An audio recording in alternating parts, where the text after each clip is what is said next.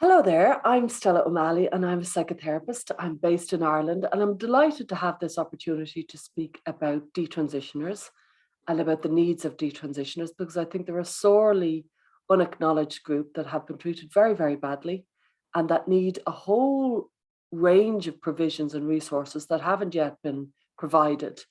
And I think Detrans Awareness Day, 12th of March, is going to be incredibly important. I'm very proud to be part of Genspect, who are providing a webinar for Detrans Awareness Day to provide kind of as many voices, as is this project as well. So I'm really pleased that people are grouping together, harnessing their energy to make sure that detransitioners get some acknowledgement for the extraordinary injustice that has been done to them.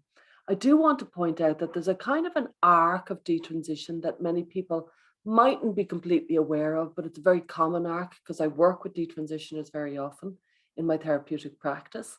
And very often it begins with distress, it begins with heavy mental torment. And there's a lot of reasons why somebody could be deeply distressed. I'm sure many of you have been. And to find a solution, to be told that there's a solution, that there's an alternative life you can have. You can be a different identity. You can take this medication and you will be somebody different. And everybody will forget who you used to be. There'll be no reference to your previous life or your previous identity because it won't be allowed. And you can be somebody new, and that new person could be really, really happy.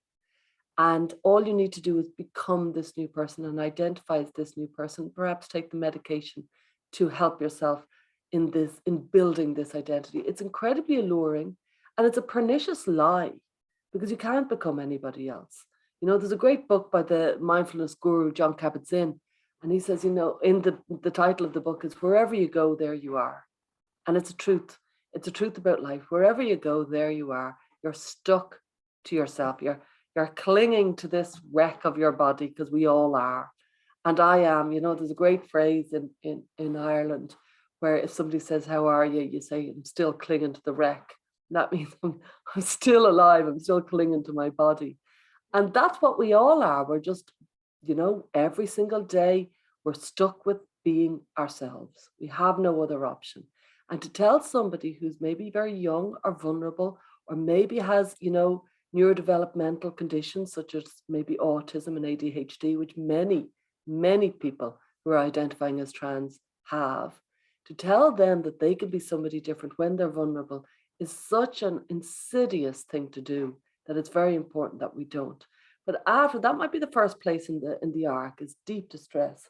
And then you find the solution. The solution is medical transition. And you think, I will be a different person. And you aim for that. And then you can have a piece of kind of gender euphoria and people are love bombing you. Everybody's celebrating you found your solution. You might socially transition. And it's all about the, you know, you're on the yellow brick road and one day you're going to get to the Wizard of Oz. You're going to transition. You're going to be a different person and it's going to be amazing. And that is the kind of path you're on. So you feel very pumped up. And at that point, you won't listen to anybody who's questioning or anybody who's worried because you're not interested, because you want to get to the end. You want to get to the solution as fast as you can.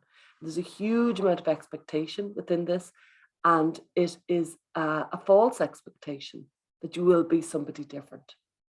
When the person finally medically transitions, maybe through hormones, maybe they go further and there's surgical, surgical interventions as well.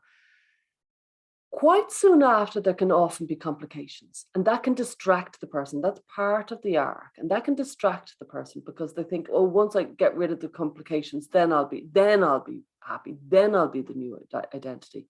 And the complications are very common. They're very, very common with surgery, and they're really quite common with hormonal intervention.